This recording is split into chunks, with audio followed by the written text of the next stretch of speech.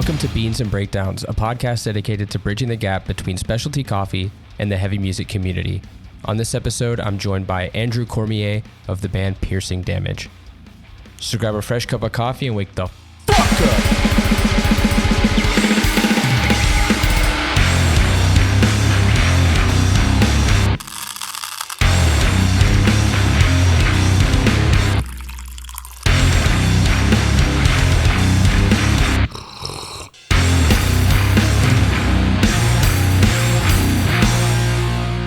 What's up, caffeinated crew? Today on the podcast, joined by Andrew from all the way at the tippity tip of Canada, on PEI. How are you? I'm not too bad. And yourself? I'm good. I always love speaking with people from PEI. You'll have this like very specific accent that's not quite Scottish or Irish, but it's also not quite like Maritimes sounding to me. Yeah, people can't place it. When people think Maritimes, they think Nova Scotia. And like mine is specifically kind of weird. Like you notice it in like bar and car and far, like those types of ARs. It's like, oh no, this dude's saying some shit. Like what the fuck? Where's he from? I mean, Liam's fucked up though. His is like Irish. His is a little bit more, how do I say it? Like more normalized, if that sounds like his is kind of just across the board, I think. Like I don't think he has an Islander accent, but you obviously do. I just think there's worse examples. Yeah. I mean, I haven't encountered those people. Fair. And I've only watched like 3 seasons of Trailer Park Boys, which is not the same at all because that's a Newfie accent, but is also like in Nova Scotia. I don't know. It's a melting pot. Like they film in Nova Scotia, and there's definitely some Islanders like J-Rock, Jonathan Torrance. Like he's from Prince Edward Island originally, but I wouldn't say he does a Islander accent thing at all. No, he's doing something else. That's some weird shit. But then I speak with the Bots boys, the Botfly guys, and they've got a very Halifax accent, which is cool. Well, Sean, if you've spoken with Sean, he's from here too, so he's got a bit of it. He's got a twang. Not a twang. I would describe myself as having a twang on certain words, but he's got like he's got a funk to his.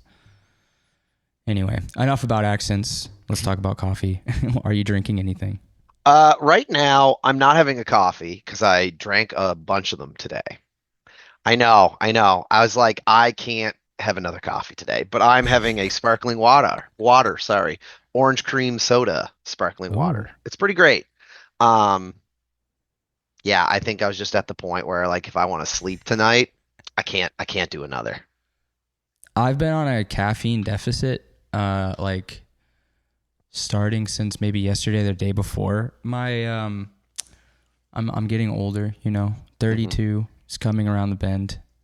And my body has been doing weird stuff recently. So I'm kind of like seeing if caffeine is the reason that I'm having some of these issues. Okay. So I haven't been drinking a ton of coffee, and I was like, you know what? I'll do a decaf today. This is the only coffee I've had today. I don't mind a decaf. I'm kind of pro decaf. That's probably controversial in the coffee world. Yeah, a little. It depends. Yeah, it depends on, like, I don't drink decaf all the time, but I'm not turning one down. Like, if it's the only option, I'm drinking it.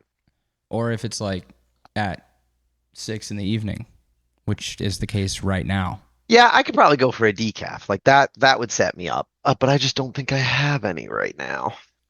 So I'm drinking one that I actually roasted. It's from Balance, which is where I work, and it's my favorite decaf because I think it tastes better than most decafs. We don't roast it particularly dark, and it's from Mexico. It's like a single origin when there's a lot of decafs that are like blends, and I don't really fuck with blends too much, which is probably not the most widespread popular opinion. But I just like single origin coffees because I'm an easy guy. So yeah, this one's good. It's a staple. Whenever I want to make coffee late at night, I make this coffee. So Sounds like you have at least a game plan for the late night coffee fix. an espresso martini is usually, I'm not an edge brother, so my wife will sometimes request an espresso martini in the evening if we're having a movie night. Oh and, yeah. And I'll do it with this a lot of times because you don't want the caffeine, you just want the taste. Mm-hmm. So it makes a decent espresso on my AeroPress. It's a good one, I'm telling you. If you're ever out this way, we'll set you up. Yeah, I mean, I'm hoping we get to head out that way at some point here. If you want to leave the Maritimes a third time. Yeah, like I said, I'm sheltered. I haven't left the Maritimes a whole lot. And I've played in bands on and off for years, but I never really gave a shit is the wrong way to put it, but I was very lazy. I was just like, oh, I'll just do what I know. I'll play Halifax. That's far enough for me. But I also didn't drive back then, and that definitely played a factor. Now that I'm travel ready and can do it on my own, I'm like, yeah, fuck it, let's go. So I mean, to be fair, to give some perspective, Halifax is 8 hours away. 6 hours? From us? Yeah. 3.5 if you drive fast, 4 normally. Why did I think it was so much further? That's It's crazy. from Charlottetown to the bridge is an hour. And then from the bridge, yeah, I think then the bridge to Halifax is 2.5, 3. Damn. So how far to Fredericton? It's got to be 2 hours? No, Fredericton's weirdly farther, I think. Let's do a quick old Google Maps look up here. Fredericton. Directions from my location. Of course, it's not gonna tell me easy. I would say Fredericton is probably closer to 6 from what I can see. God, that's almost how far it is from here. Yeah, it's probably the halfway point. I think a lot of people, when they play PEI and the Maritimes, I feel like Fredericton is kind of your foot back into Quebec and into Montreal and stuff like that. That's kind of usually the plan if you're trying to be efficient with your route. Yeah, it makes sense. We did the lovely drive of 12 hours straight to Fredericton. I mean, not to Halifax. I mean, we stopped halfway and then did Halifax through New Brunswick back to Fredericton and then left the next morning. And it was 6 hours. Actually, I think we drove out an hour or two after the show and then did the rest the next day. So it's not. What show did you bad. go for? Oh no, we played. We did a tour. Oh shit, yeah. So we did Halifax, Moncton, St. John or St. John's, one of the John brothers. Yep. I fuck it up too. I don't know which one it is. And Fredericton was the last one. It was great. And we played with Baited. Yeah. And you know what you realized you didn't do though, right? Go to PEI. You didn't go to PEI. I just didn't want to drop 60 bones to cross that bridge. You know what? That's everybody's excuse. And do you know what we have to say about that? We will give you the 60 bones to cross the bridge. Simple solution, you know? I didn't book it. It was Pale Lake. All right, I'm going to pawn it off. I'm going to punt it off to Mikey. Thanks, Mikey, for booking PEI. Hey, Mikey came back to PEI recently and kind of seen it a little different. We have put in a lot of work in the last, even year. The landscape here is much different on a scene situation. I was talking to Mikey because was I talking to Mikey? I was talking to someone in Pale Lake was talking to Liam and wanted a show. They wanted to book a bar, and I said, why don't we do an all ages show? And then the response was the last all ages show they played was rough. And I was like, yeah, I understand, but things are different. They ended up playing the bar, still a good turnout. They had a fun time, but when I think it was a week prior to them playing the bar, we had gotten kind of access to an old venue that we once had called the Guild. And I put on a show there and put 125 people in the room. And it was Oh, like gangbusters. And like they saw all those photos and were like, shit, we probably should have done an all ages show. see, but that's the thing is like in a lot of those places that we played, Halifax was crazy. Oh, I yeah. mean, Rad Storm, six spot, crazy. I heard that they're having some issues now, which I Yeah. hope that they work out, but hopefully it gets resolved. And then even like the smaller towns like Moncton, maybe not the craziest turnout, but No. people, you know what I'm saying? Like Hmm. a lot of these towns are still kind of like figuring out what their scene is. But even St. John, the venue was amazing, and we had a turnout of people that was really cool. Like, it's just, I think that on them, it's more of like a learning experience. Like, maybe we haven't seen a ton of photos. You know what I mean? Yeah. Maybe it just hasn't reached a lot of eyes. So it's like, what's going on in PEI? And that's why we're here. We got to set the record straight. Exactly. And that's one thing is there are a couple people in PEI, myself included, who, like I promote through, I guess, an Instagram account called Old Blood Shows and Booking. So it's like at Old Blood Shows. There's also at Secret Beach, and that's Brett Sanderson, who is the drummer in Piercing Damage. That, let's bring it back full circle. So me and Brett have been putting on shows for like let's just ballpark 10 years. It's been a Mm-hmm. while. Like, and we started when we played in a band together called Iron Eye years and years ago. And it was like one of those things where we were trying to do a demo release show and we couldn't get anybody to book it. And we couldn't figure it out. So we did it ourselves and we went, this is not that hard. Let's do it. Um, that was kind of during what I would call the dark era of PEI. Like prior to that, like we had bands coming through hand over foot. Comeback Kid would play all the time. We had like Bane, Code Orange Kids. What are some other like big ones? This Is Hell. A Mm-hmm. Job for a Cowboy, Despised Icon. Like we had hardcore, we had metal, we had tons of big bands were coming through, and they loved coming through. And then something just happened. They just all stopped. Don't know what it was. Really don't. And I think it was kind of like the shift of those at the time they were bigger bands, and I think they moved on to the booking agent situation. And then I Right. think booking agents go off population numbers and they just call it, they just Yeah. go, now we're not going there. Either way, we struggled for years. We got it all sorted out.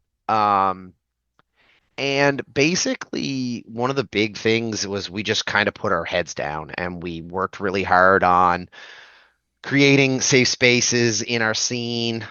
And like, that's a big thing. And like, creating, like, it doesn't matter what kind of band you're in. Obviously, I like hardcore, but like, oh, your indie band wants to play? Like, cool. You're a bunch of kids and you're playing an indie band. I'm gonna book you. You do it. You want to be a part. You're in. Mixed bills are huge here. Mm-hmm. And it's just we do a lot of stuff, and we have to. It took a while to kind of get people to really understand that it wasn't about going to shows and having a good time. That's obviously fun and great, but like people, I think now are getting it. Like a big thing we say is like no booze, no drugs, no jerks. Now I don't say that because I'm straight edge. Yes, I am. Does that, doesn't matter. But it's the whole fact that like you come to the all ages gig drunk and something happens and you get hurt. What do you think like our city is gonna like look at that or the venue? They're gonna be like, oh, drunk kids got hurt. Yeah, don't rent to them. Like it's the tale as old as time. I think Yep. finally people are banding together and they're getting it. Like they're not smoking in front of the doors at the venue. They're walking across the street. They're going to the park. They're going to like they're doing these things and it's like everybody gets it. They're all kind of doing their part. Is it perfect? No, but Right. like compared to back then, it's doing great. And that all being said, like we have a huge new influx of kids, this like new generation, and like we're just trying to teach them that like, hey, if you want to be in bands, we'll help you. Uh, you don't have to move away to be in a band. You want to go play Montreal? Like, we know people, we can probably make that happen. You don't have to move there to do that. Right. Things like that are important, like almost in like a youth retention way for PEI, right? Because I know that when I went to high school, like everybody was like, oh, I can't wait till I'm out of high school. I'm moving away because this place sucks. And it's like, does it? I don't really think it does. I just think you're bored and there's not a lot to do, and you want to go to a big city. And then they usually get trapped. Like they Yeah. can't afford to come home and it's the same. You get your message from your friends, oh, I miss PEI. It's so nice there, but I can't really make it back. Anyway, I got off topic there, but my point is like PEI is kind of like doing really well. Me and Brett did shows together for a very long time under the name Charlottetown Punk and Hardcore. Mm-hmm. Um, and then like I had to take a little dip out. I bought a house and was getting my life in order and things like that. And then like when I put my foot back in, I was like, I want to start doing shows with you again. And then we just kind of went like, yeah, there's just not enough hands to go around. And we ended up deciding doing two different things. We both help each other. It's the same people doing the same thing, but we're kind of doing two names, two different avenues so we can do more stuff. It Mm-hmm. kind of doesn't we don't feel as spread thin doing it this way. And it's good. We're just trying to tell people that it's worth coming out. We are getting bigger bands are taking chances and it's sick. I booked Mill Spec in May. Yeah. That was crazy. The Mill Spec tour in the Maritimes, they said they had a great time. They said the Halifax show was good. They said the Moncton show was small but good. And then like I think they said like the PEI show, like we had like 90 people. It's not a lot, but like they're like it was more than Moncton. They had a great time. They're like, yeah, it was definitely worth coming. Did they do it with Collateral? Is that No, who they was on? they did it with Bawfly. Like when we Oh, that's were right. Okay. when we were figuring it out, because they wanted like a guarantee, and I was trying to figure out how I could get those numbers and things for them. And at the time, we were kind of in like a weird period where it was getting bigger, but it wasn't quite solid. And so I pitched it to them. I was like, if you want to come and you want people to come, because I was like, I know who Millspec are. I love Locking Out Records. I've been obsessed with that record label for all my life.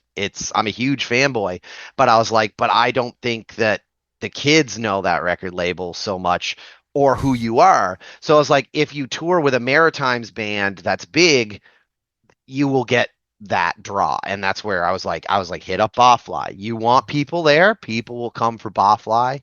And they had a great time. Mm-hmm. Playing with Botfly is always a fun thing anyway, so I don't know why. It's just a good excuse. Oh yeah.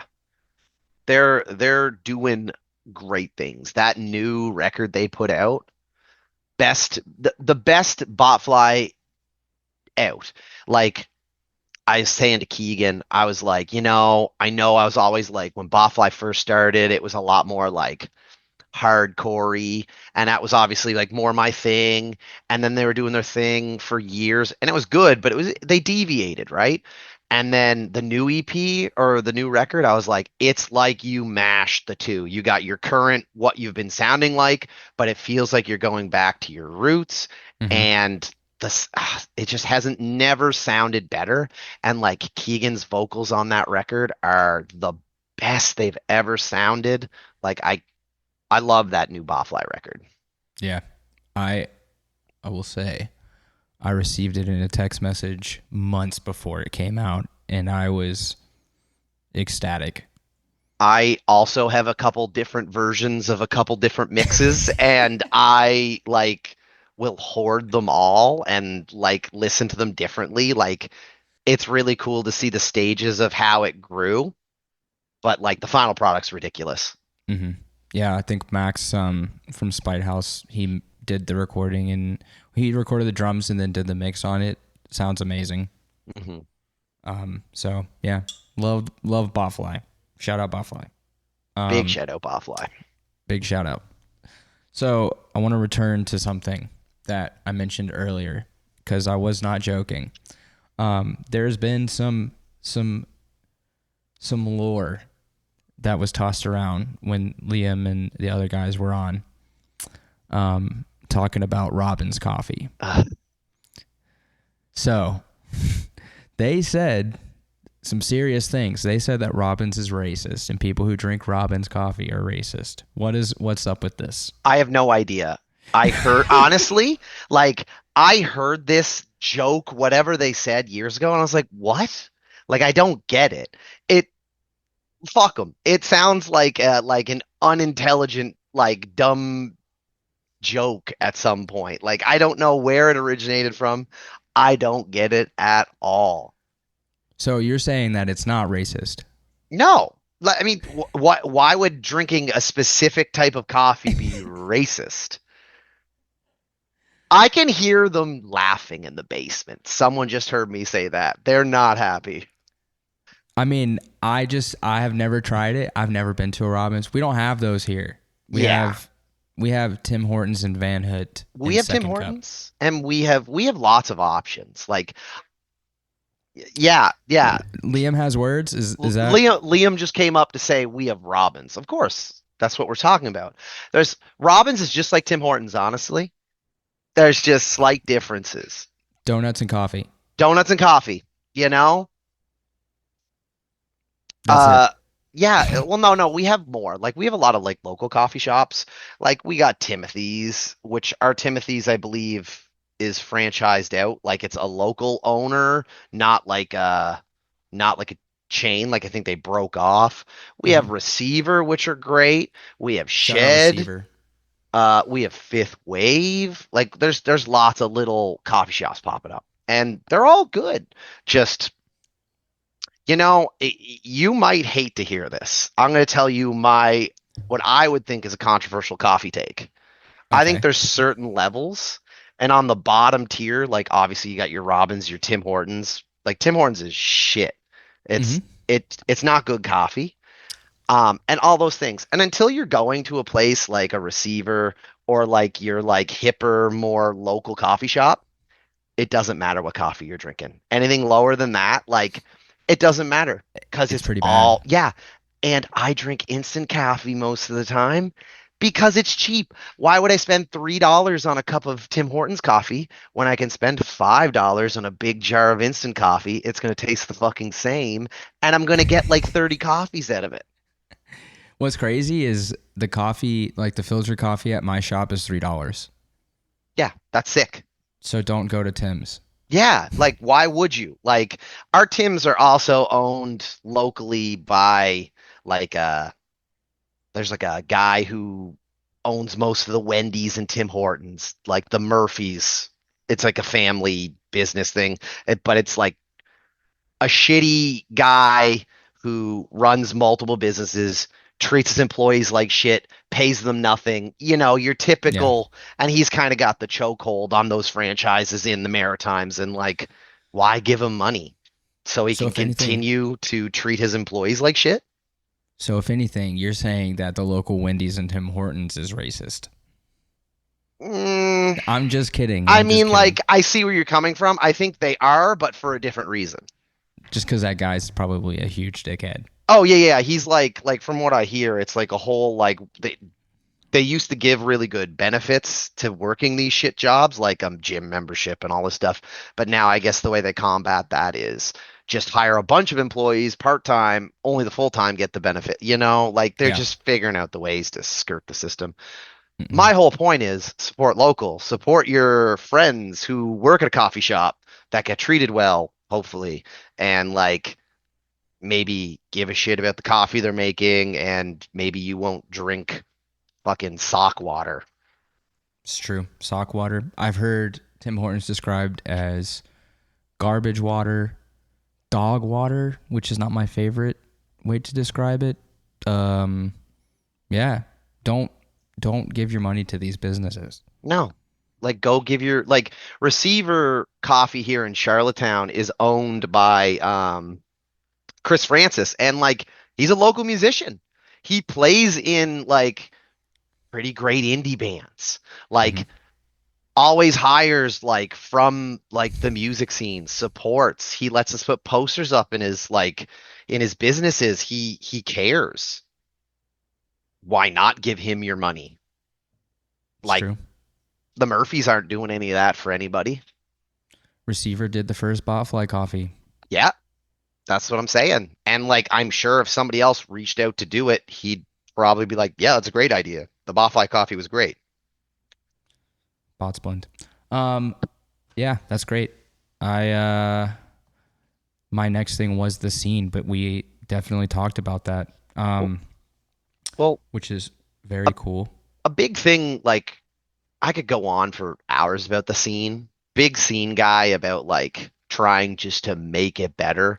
Hmm. Like I've been really trying to make my own little mark. Like I created like a sign up sheet for people to start bands, put in a big initiative. We got like a good handful of bands out of it. Like there's a ton of new hardcore right now.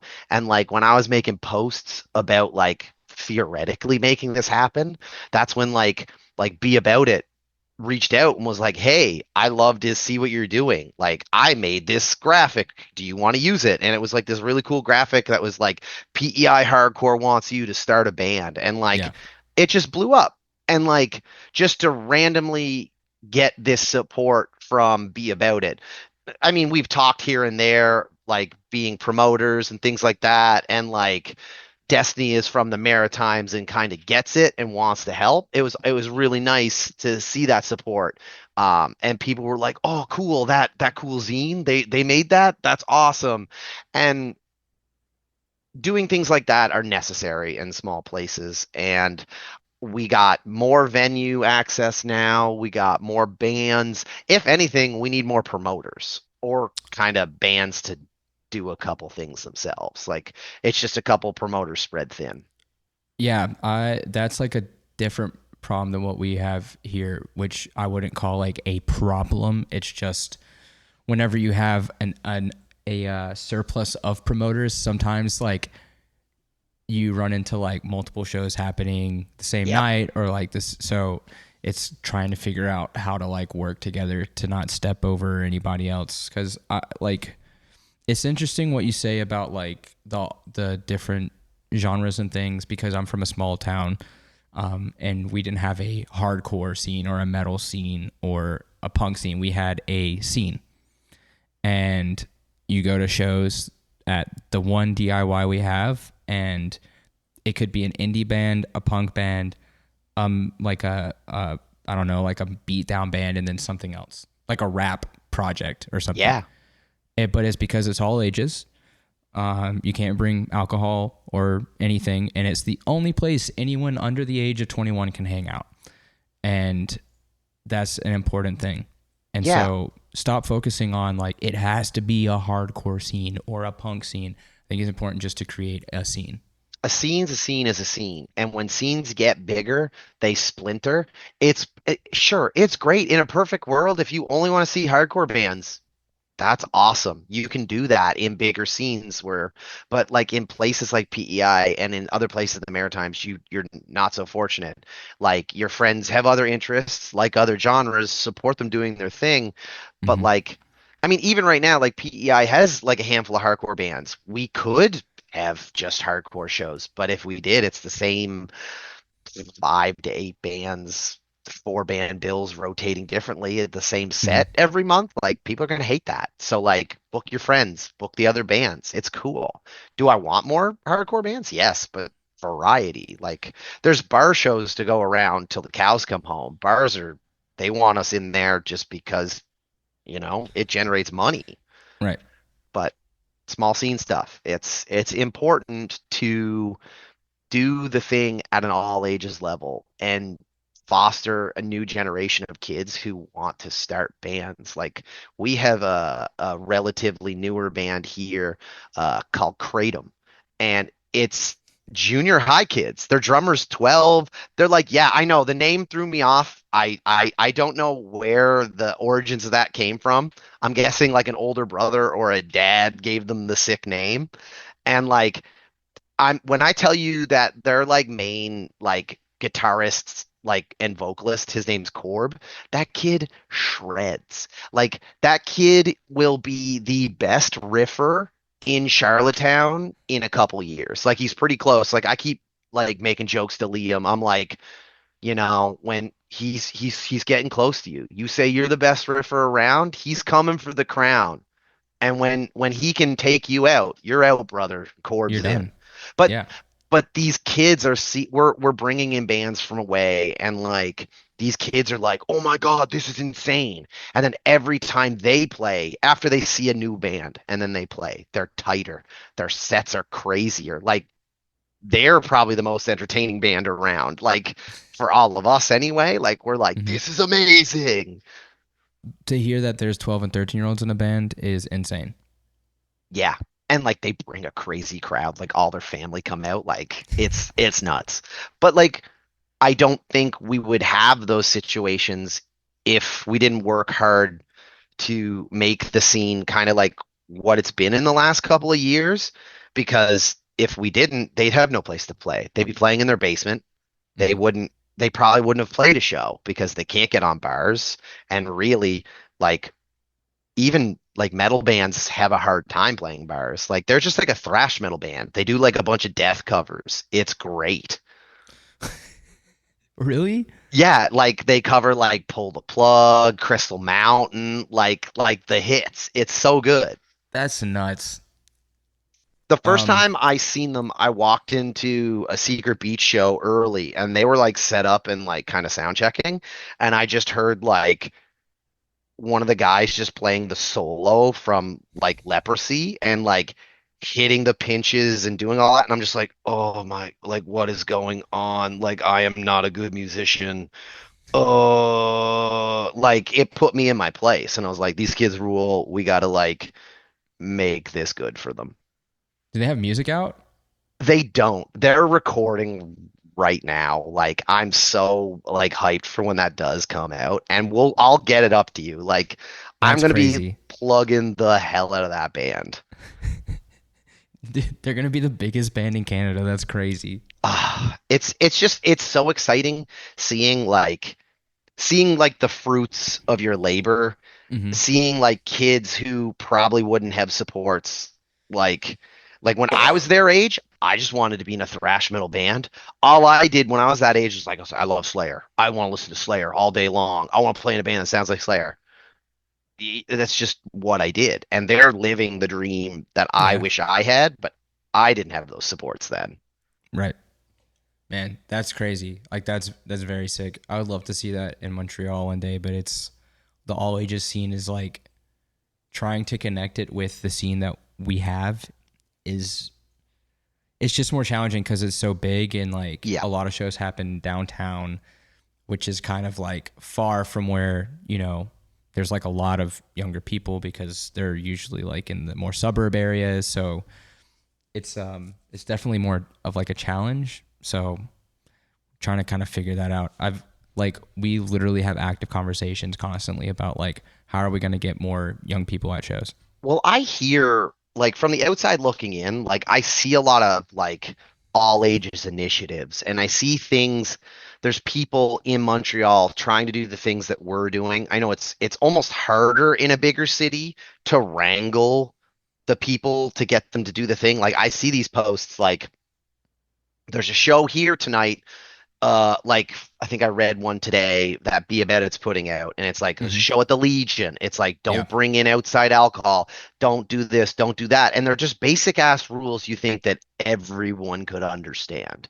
But I read that and I go, okay, I have a good idea of the landscape there and the internal problems with that scene and the things they're trying to overcome, and like I sympathize and I feel for it. And I'm like, also, I'm like, good, someone's kind of fighting the fight to make it kind of a bigger thing overall for everyone.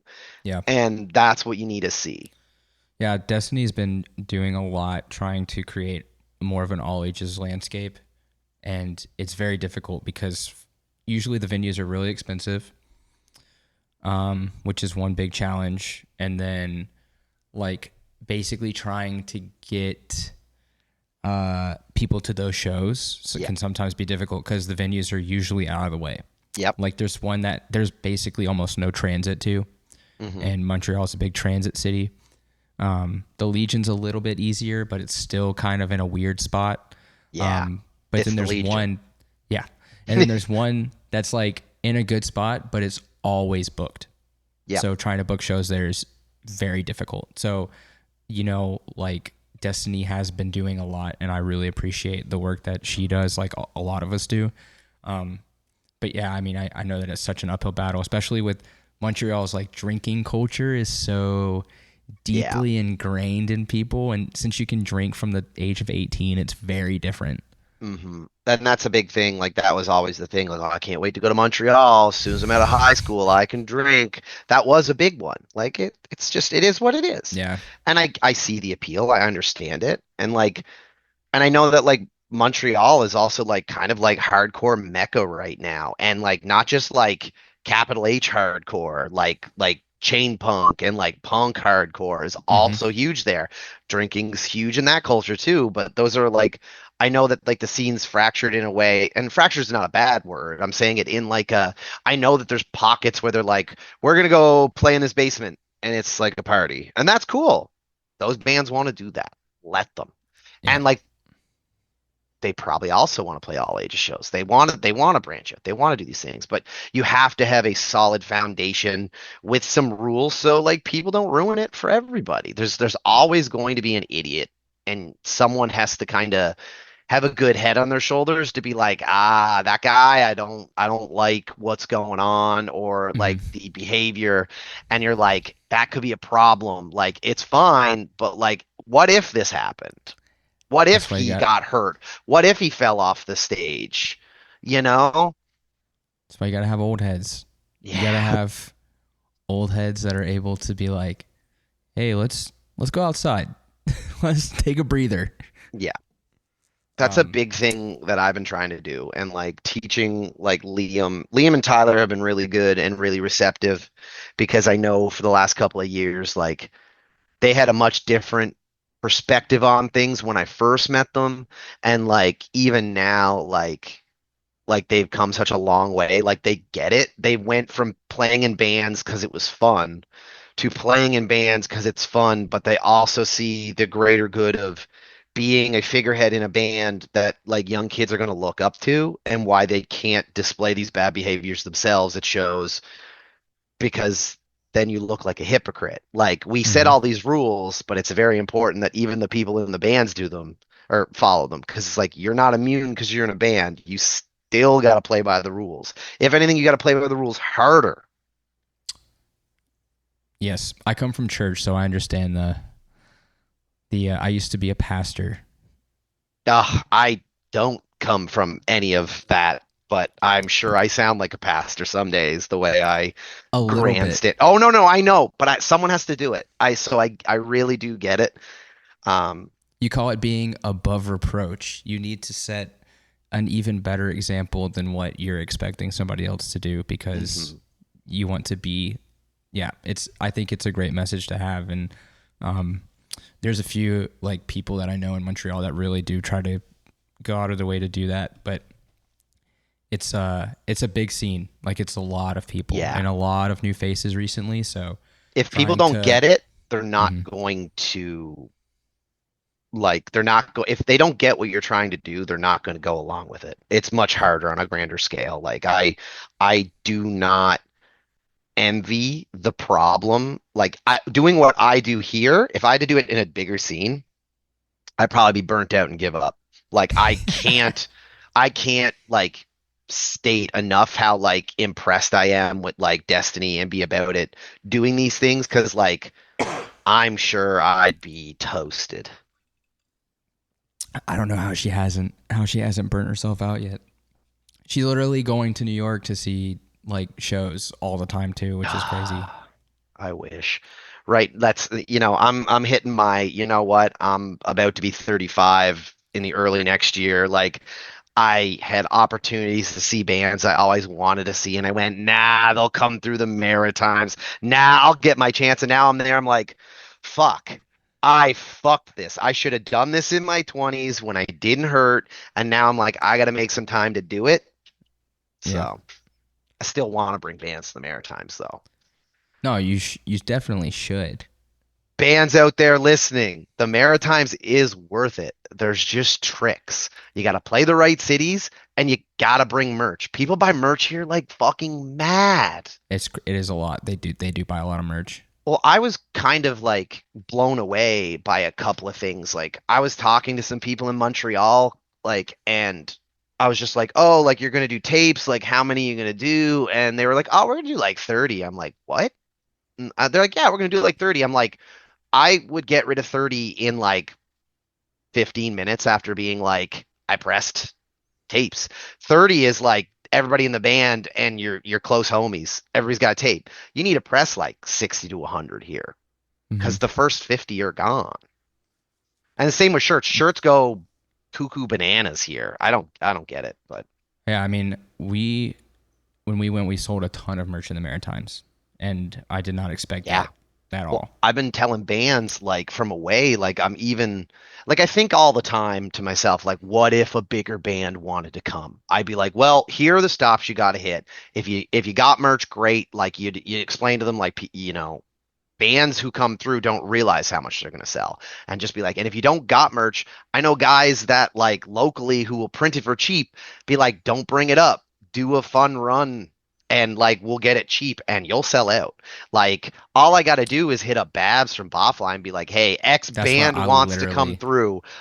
They're gonna stop in like Halifax first. Can you get a box of shirts to them and hook them up because they're gonna do a tour?" And I'm sure he'd be like, "Yeah, I got you. Like, let's. This is gonna be sick." Yeah, I was gonna say Babs. Babs got it. There's just there are connections to make it profitable, even if you're not playing massive venues. If you're playing to 40 people, I'm sure the show's going to be killer and you'll sell a lot of merch. Like you will make up what you want probably like monetarily, just not in the way you think you're going to do it. Yeah, that was even in the States. We like our least attended shows. We sold more merch than the more attended Yeah. shows. So it's unexpected. Piercing damage. Yeah.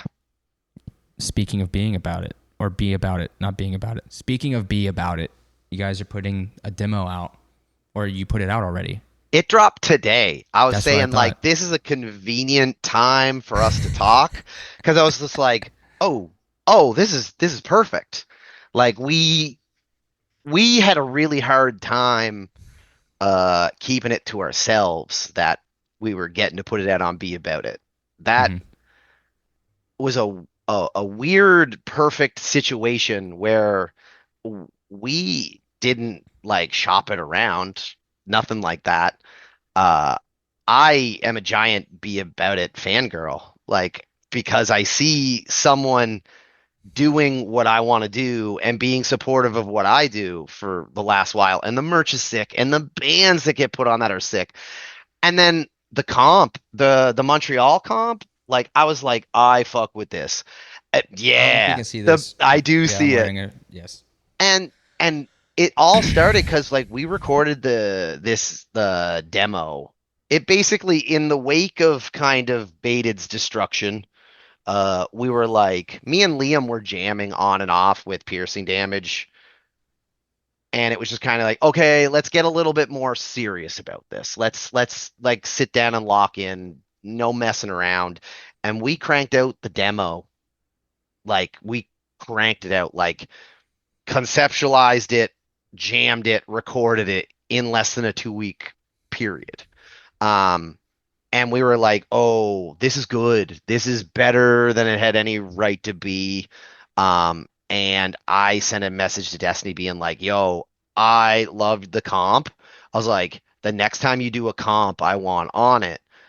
I was shooting my shot. I was like, you know what? Hail Mary, it's a comp. I can get on a comp maybe. And I was Mm-hmm. like, I want to be on the next comp. And she was like, yo, this is really good. It didn't even have vocals at the time. She's like, this is really good. Why don't you just let me put this demo out? And I was just like my jaw hit the floor. Like we were all out. It was the Pale Lake came and played that night at that show. That's when I found all this out. And I'm just looking at Liam and I'm like, the best thing just happened. And he was like, what? And it just like, we were really like jazzed the whole night. Like Mm-hmm. I'm, I feel very like revitalized in the last little while. I've been working hard and feeling burnt and like this feels really good. And yeah, so Destiny was just like, let's put this out. And I was just like, this is the best thing I could have asked for. Never thought it was an option. So uh and the funny thing about Piercing Damage is it is a band I started like 8 years ago. Um Piercing Damage's original lineup was me and Brett and a couple of our other friends, and like we wrote like 10 songs. I can't even remember really what happened, but we fizzled out. We all got busy. Mm-hmm.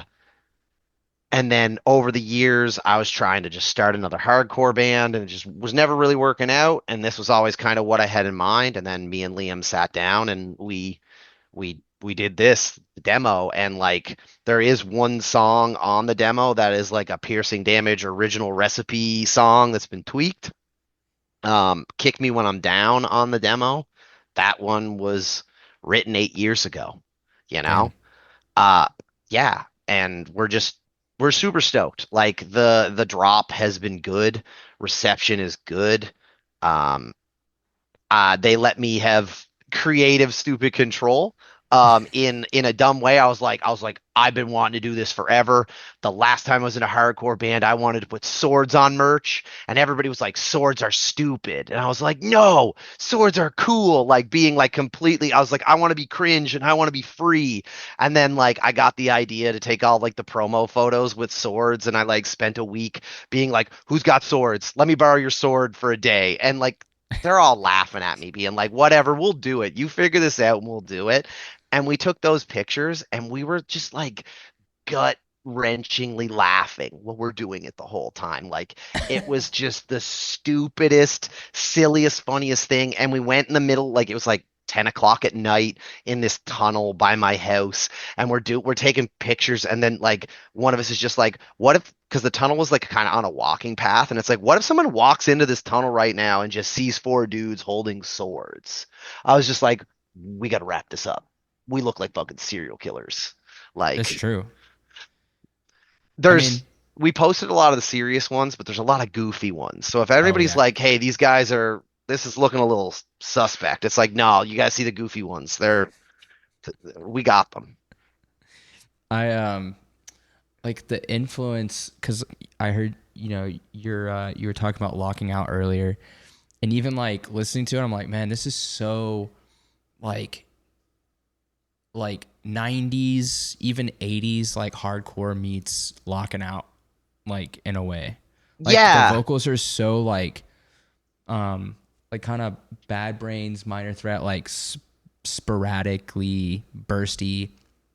Even like the delivery, like the tone is so like harsh compared to what I think of like hardcore, especially Capital H today. Like, and like this is most bands that I like, but it's like almost like a rap delivery where Hmm. it's like very rhythmic, very structured, like almost no distortion in the vocals. Whereas on Piercing Damage, it's like, oh yeah, we're a hardcore band, but it's very fast and very aggressive and Yeah. like very old school, which is cool. Well, I've kind of like been stuck in the past, truthfully. I'm listening to a lot of new music now, like the last 3 years. Mm-hmm. I'm finally like feeling in tune with hardcore again, but the 10-year period before those last, all I listened to was early 2000s hardcore. If it was on Lockin' Out or Bridge 9 or Yeah. Death Wish, that's what I listened to. And like then little bands in between that would pop up. And like just I've always been just I always liked what I liked. Hmm. And like there's even this period where I feel like there was probably like 3 years where I probably only listened to Ceremony and Jawbreaker.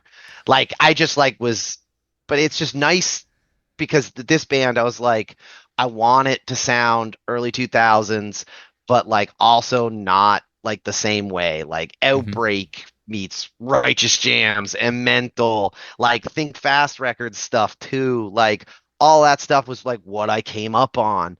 And like the thing that set it off is I can remember the day driving around. Me and Liam were just hanging out, doing something stupid, like errand based, basically. And like we were talking about new bands and I was still like, I don't listen to a whole lot of new stuff. And then he's like, well, what's something that you've seen around? And he's like, I'll put it on Spotify and we'll listen to it while we're driving. And I said, you know what? There's this band I keep seeing all over Twitter at the time. I was like, Bad Beat. I'm like, I've never listened to them. And he puts on Bad Beat and he put on the song. It was before the record came out and he put on like the single like R Hardcore and it starts playing and I'm like, whoa. I'm instantly like, this is really my jam. And then it cuts to the part where they do the mental rip, like the Bad Beat Crew, Sick of You. I fucking slam the brakes on my car, pull into a parking lot, and lose my mind. I'm like, they did the mental thing. What the fuck? Like, I love mental. Like, bands are into this shit again?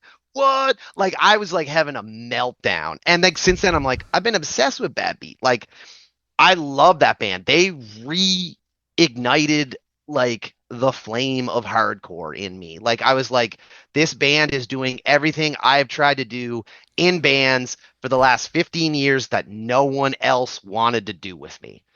And like I have to say a huge like shout out to Bad Beat. I think that they are like the craziest band going for like my tastes, and Hmm. I'm constantly harassing them to come to the Maritimes on multiple accounts. They just came to Montreal I know. like a couple weeks ago, I which was also harassing Destiny. I was like, "What's the deal? What's going on? You gonna tell them to come to the Maritimes?" Like, and she was like, "Yeah, I'll tell them to come to the Maritimes." I was like, thank you, they please." I was so bummed because that's like I was in the States at the time on our like little run, and we literally played. I think we played Detroit the night after they were in Montreal, so it was Ah, such a bummer. But it's it's crazy. Like, there are tons of great bands right now.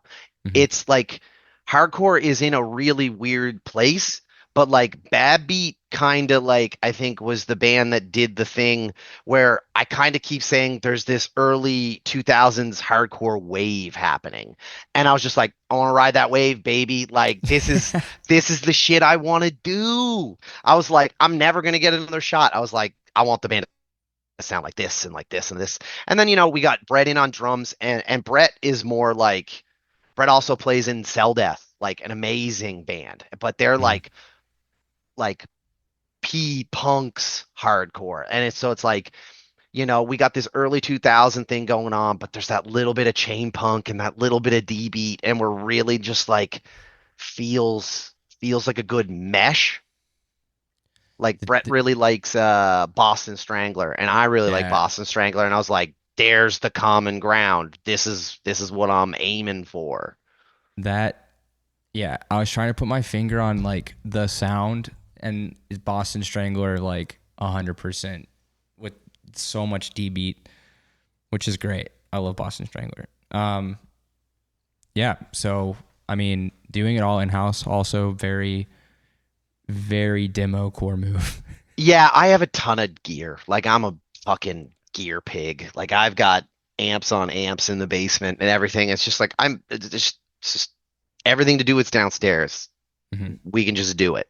That's why it was simple. Like I was saying the other day that we were just recording another one-off song because I originally remember I said I wanted to be on the next Be About It comp. And like, yeah, Destiny wants to put out the demo and has, and that's sick. And then she was just like, "You still want to be on that comp?" And I was like, "Yeah." So we got another track in the pipe for that.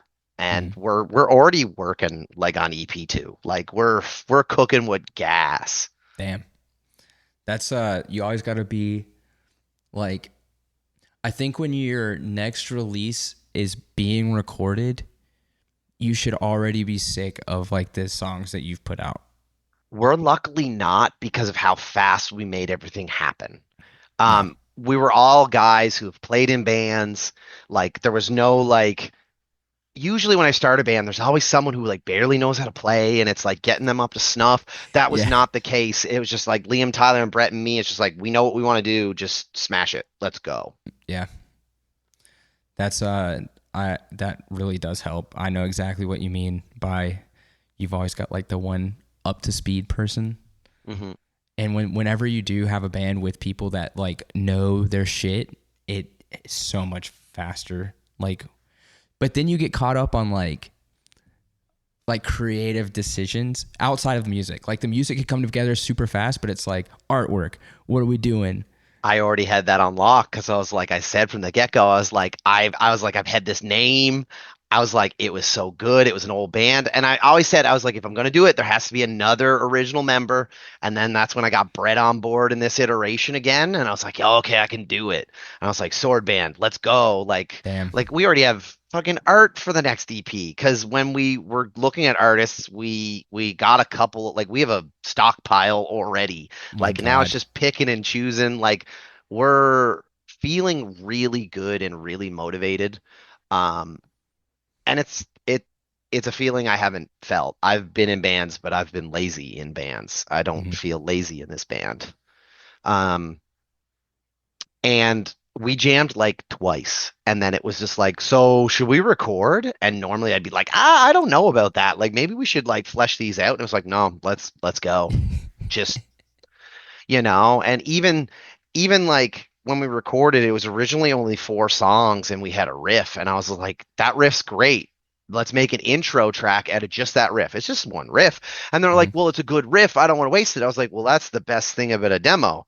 We can do an intro track with just one riff, and then on the next EP, if we want to use it, if we want to use that riff, we make a song out of it. We don't play the intro anymore. And I was like, we're just future proofing. Like, Demo don't matter. Demo yeah, don't. It's just the demonstration. yeah, You could be a completely different band on the next release. That's fine. You had a yeah. demo. And things are feeling a little different, and it's so funny like when we're like demoing out new songs and like Liam will write like a breakdown and we're all not we're all me and Brett are just like nah, we don't need that, cut the breakdown. No Like breakdowns. no breakdowns. It's not a breakdown band. Like I love a breakdown, but it doesn't mesh. It's like I was like do a mid tempo and then do the armor chords, do those cool like put on the crazy chorus flanger that like. And also, like the sound is really weird because like Liam's obsessed with like aluminum neck guitars, and they sound great, and like that definitely plays a factor. And there was one day where he was just like, "Oh, I want to find like early on, he's like, I really want to like find a cool little gimmick or something." And I was like, try this pedal." And he tried it, and he's like, "Oh, this thing's really cool." And he's like, "Can I take it home for the night?" He's texting me. He's like, "Man, this thing's crazy." He's like, "I love this chorus flanger." And I was just like, "There's one at the pawn shop right now for $100." He's like, I'm going to buy it. And he's just it's great. Damn. It's That, I just mean, that's just need a gimmick. I yeah. mean, the aluminum neck guitar is already a gimmick. Let's be Yeah. honest. Yeah, we Let's were be talking honest. about like going and doing things. He's like, "Well, I gotta bring this. I gotta have that. I gotta, and we're just like, "Yeah, yeah, I know. We get it." Man, just tell him to get a quad cortex, and you can literally model all of your pedals into it. Listen, I do understand that. I'm not against it. I think they're cool. I need to have some hands-on trying it to fully get it. But right now, I just see that and I go computer band, computer band, computer band. I'll tell you what changed my mind. I was playing in a band with a guy that used one, and he was like a huge metalhead and everything. And I always thought his tone had this crazy hissy shit to it, Yeah. and I didn't like it. And then I saw Hold My Own.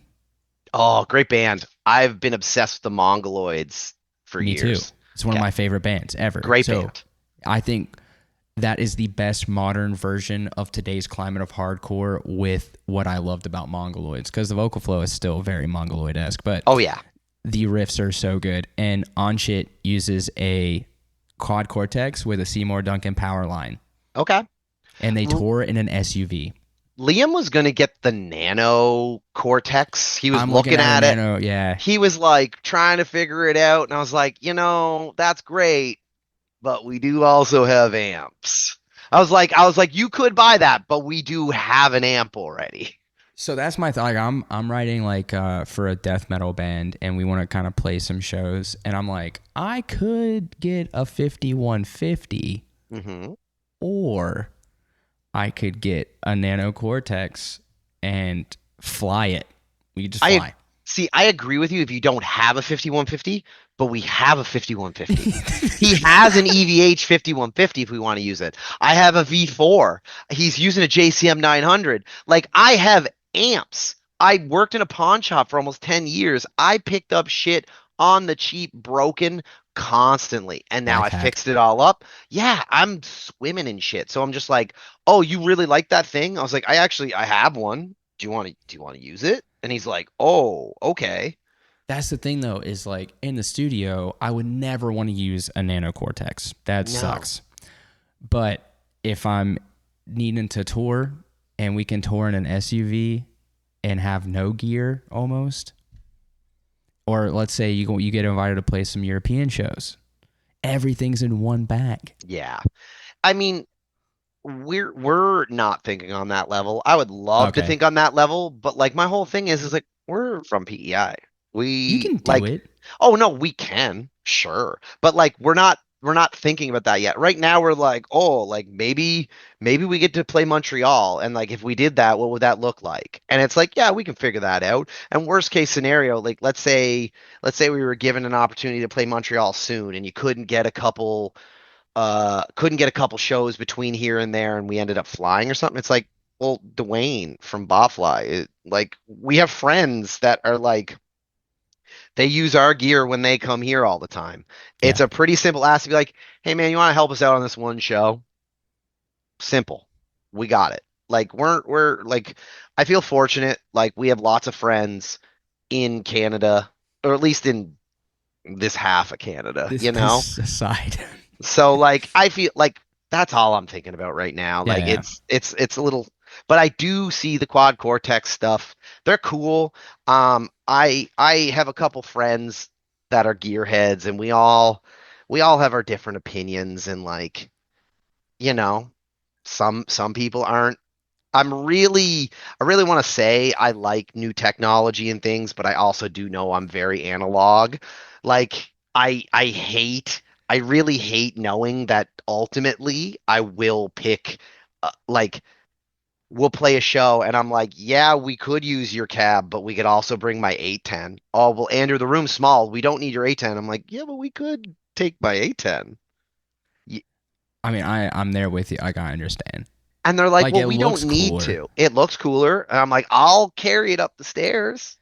And they're like, I'm going to be honest. I hate 212 cabs. I think they look so stupid. I would much rather you bring have a 412. Because what looks cooler? A 412 Mesa or a 212 Mesa? We've been doing ignorant shit. We've only played 2 shows and they've been fun. But the 2 shows we played, have like ignorant gear setups. 810 bass setup, which is big enough as it is. And then usually guitar, like we only have the one guitar player, Liam, and it's like we're ABYing like his JCM 900 through a 412 and then like another 412 on the other side that's like through my V4 or a 212. Like we're running multiple amps just because we can and we have it, and it's such a thick wall of sound. It's ridiculous. We did the run with, it was just a 4-piece. So the bass is usually an 810. Most shows they have a 8 or a 610. Mm-hmm. And then we brought 2 6505s. So it's a 6505 regular and then a 6505 Mark II. Run one on each side. Yeah. It sounds beautiful. One of them, you boost the resonance. The other one, you boost like the presence. Yep. Well, That's the all you thing gotta that do. started this for us is like, so we play in that other band, Oak Drive, the like Hmm. post-hardcore title fighty rip-off band. It's all it is. And I owned like a Fender DeVille, and Liam was playing through it, and he was like, "Oh, this is a pretty good amp." I was like, "It's a great amp." And then there was this weird turn of events where he traded in a guitar he had at a pawn shop, got an insane deal because they underpriced something, and he got an insane trade. And he's like, "I got an extra grand in trade. What should I do?" I said, "There's a Fender DeVille right there. Go get it." I was like, "Get that and a pedal and some strings. Let's get the fuck out of here before they realize they're fucking up." Um, and so he gets his DeVille, and I'm like, "Oh, you have a DeVille now. You don't have to use mine." And then I go, "Or we could use both of them." Use And it's both. so good. And then I picked up a third DeVille like 2 weeks later. Three We have, DeVilles. yeah, like no, we're not running three. We should be running three. I have a 410 DeVille. He has a 410 DeVille, and then I picked up a 212 DeVille for like The $300. hot rod. Uh, yeah, it's one of the newer ones. It's Okay. like mine's older, his is newer, and the 212's newer. But they're amazing amps. But Hmm. in that like post-hardcore sound, sick. But putting two DeVilles on like one on each side, like it's made such a difference in sounds. And then now we're just like the joke is big amp band. All we want to do is like caveman ass. Like you see big amps, you go, oh, oh, Yeah, big amp. Like that's all we want to replicate in everything we do because we're fucking idiots and I breaking love our that. back. My back's fucked from moving gear because I wanted to record because I have big amps. I hate it, but I love it. My friend sent me a meme during Halloween, and it was like a Spirit Halloween like costume, Eight, and ten, it and was stairs. yeah. Everybody and their mother sent that to me. I couldn't escape it. There has never been a better combo than an 810 and basement stairs.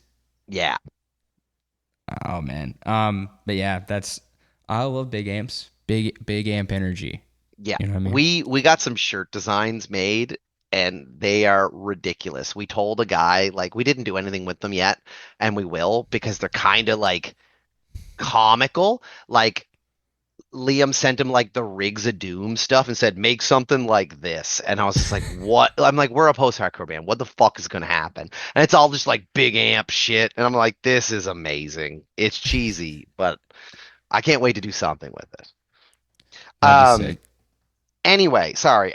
Back to piercing damage with the release. We're really, really happy with this. Um. Kind of, kind of feels good. Like, I feel like just the buzz from today alone, even just locally with everybody sharing it, I haven't seen like buzz like this on a local thing in a while, and it kind of is cool that like everybody's on board. Like, I'm seeing people who I haven't talked to in years share it and be like, "Yo, this sounds like when I was doing things."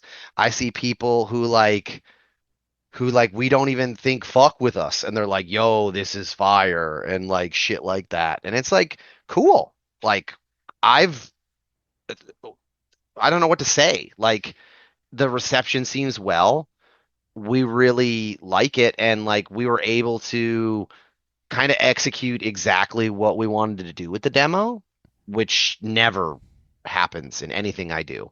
You start the band and you're like, "I want it to sound like this," and it never sounds like that because no one can write or play like that. This was like, "This is what I want it to sound like. This is what I want to do," and it turned out that way. Hmm. Uh, unheard of. Unheard of. Liam's having like the best time with this cat. Yeah, he's tech decking on my cat. That's weird. Eh, Yeah, I'm really happy that you guys are getting traction. Doing it through Be About It is gonna be sick because y'all already have a fan base here. Um, and yeah, I mean that's gonna get a lot of eyes on it Yeah, too. So I can't say enough good stuff like about Destiny and Be About It. Like I've been saying, like I'm Be About It is like when I think about like the type of like thing, it's what I want to do. So to get that opportunity to work with someone who's doing the thing that I want to do on a bigger scale and almost to like an extent like with a bigger, better purpose. It's like this is what I want. Like we've been in bands, we've put shit out. We could have just put it out ourselves, Mm-hmm. done our thing, whatever. But we got this opportunity and kinda crazy. Try not to freak out over it, you You should know? freak Like out. Freak this is out. big for us. I'm losing my mind. Um Sorry, my cats are insane and They're so cute. they're unruly. There's another one floating around somewhere. I locked my cat in my bedroom with my wife. If I So, did that, I probably have a door like oh, there's the other tear cat. through. Yeah, like a pit bull getting through a door. Yeah. There's Um, times where I'm scared mine's gonna do it. Um. Anyway, aside from playing some shows locally, eyes on anything. New EP is being written already. Already, yeah, Um.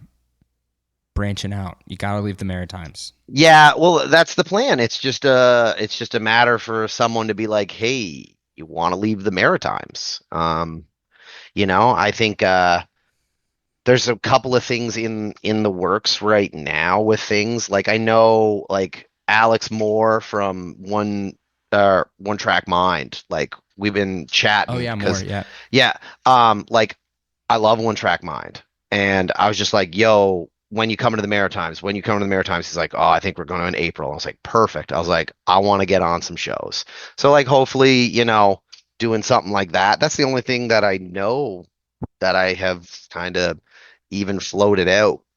Um, that'll be sick because that band fucking rules. Yeah. They're really sick. And they have. I want to say it's like a similar style, but it's like a similar era. Yes, they're aiming for the same era. We're just in different sides of the pond. Exactly. It's like different coasts. Hmm. But yeah, super stoked. Really, really hope that you guys are able to get some shows closer to here. I know it's a trek, but it's definitely worth the journey. Yeah, Well, Andrew, I know that Liam was wanting to tag in, but yeah. we don't. I mean, Fuck them. He doesn't need to. They're waiting damn. for me to go to band practice. Like Do you want to say what's up? You want they them to can say they what's can up? say what's Hey, up here in a well, second. Liam and Tyler are here from Baited. R.I.P. Baited. Oh, the one rule I had. Don't bring up Baited. No, you can bring up Baited. I didn't read the questions. I was like trying to get my shit together. Oh, it's all good. No, it was him, not you. Oh. Yeah. But it's all good. I'm gonna call him Mr. Clean on the podcast. Is it because he's bald? It's because he's bald. Look at this shit.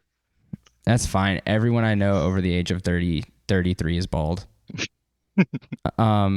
It's just what happens when you're in hardcore and you get old. Yeah. Yeah, you get cranky and bald. So he said that Robbins is not racist. Robbins. I don't. I haven't gone, so I wouldn't know anymore. Like ever, like I haven't gone in like 3 years. So I can't speak on it anymore. You don't do basic bitch coffee anymore? I know I do. There was a bit there where I was making my own lattes and stuff, and Oh, I went and got receiver coffee this morning because I knew I was coming to do a special event tonight. But where's no, your I've been receiver? receiver is downtown. No. Where is your specific receiver? Oh, is it the brass? It's called the brass shop. Yeah, the brass shop one. It's just a little easier parking, and our friend Lucas from Cherry Plaza works there, and No, he the coffee. What coffee did you drink? a latte, a latte, a milky coffee. That's mostly milk. That's just milk. It's delicious milk. It's coffee flavored milk. Yeah. Yeah. We covered like all the questions. I just wanted to say what's up so you could at least have a double appearance. Yes, sir. Well, it was good seeing you. I'll give you the headphones to Tyler, and you can say some more embarrassing stuff. Have a good one. R.I.P. Baited. R.I.P. Baited. I love Baited. Tyler's also here. Yo, what's up, man? Hey, it's been a long time since I like know. It's since been like too long. March. Yeah, shit, man, that was a good time. But yeah, no, I have no more horse-related stories, and I wish I had more to tell you, but it's just they're limiting, You been to Robbins anytime recently, or? Robbins? No. I cut myself off. I had to become a bigger person. You didn't want to be a racist anymore. No, I was never a racist, I swear. That's not what you said last time. No, I'm just kidding. All right. Yeah, we got to log on. We'll clear the Robbins name. All right. Yeah. All the cool kids go to Robbins. Congrats on the new demo. Thanks, man. I appreciate it. We worked hard on it. Definitely saved ourselves a lot of money this time around. Andrew knows a lot of old school tricks. He has a lot of tricks in the book. So we were able to just all do it in the basement, nice and easy, bang it out in a few days. And I think it turned out pretty good. It's great. Andrew taking forever to write the lyrics, but we finally got it through. That's normal. That's normal. We don't know what we're doing. Yeah. All right, we'll pass it back to Andrew and yeah, of course. Signed off. Good to see you, buddy. Good to see you too, brother. Take it easy, man. Take it easy. Thanks, man. Nice little reunion. Yeah. You know what? Trying to keep it professional. Keep these dummies off the mic. You couldn't have let me have it. You don't want them to be the face of anything. Listen, no, I don't.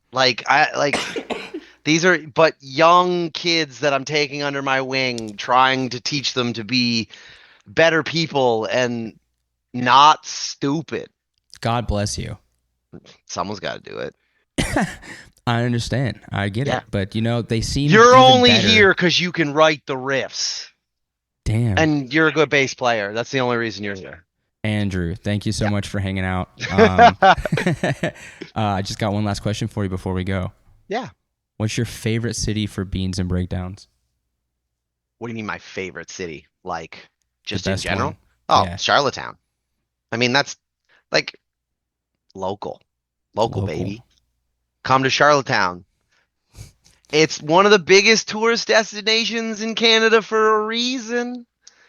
Seafood. Book a tour.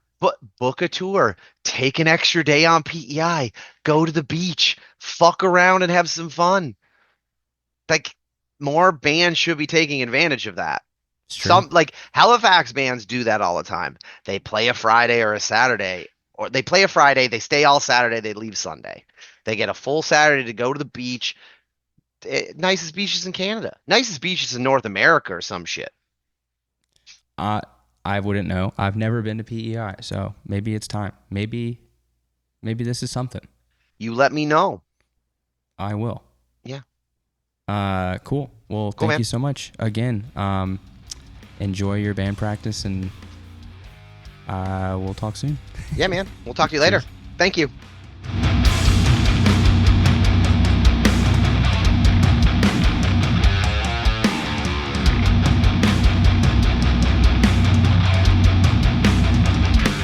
Thanks for listening to this episode of Beans and Breakdowns. I want to say a huge thanks to Andrew for hanging out on the podcast. Be sure to check out the demo from Piercing Damage out on Be About It Records, available on all streaming platforms now. If you've enjoyed the podcast, please subscribe and leave a review. You can find out more information about the podcast by following us on Instagram at Beans and Breakdowns or on the web at beansandbreakdowns.com. Until next week, be sure to stay caffeinated and wake the fuck up.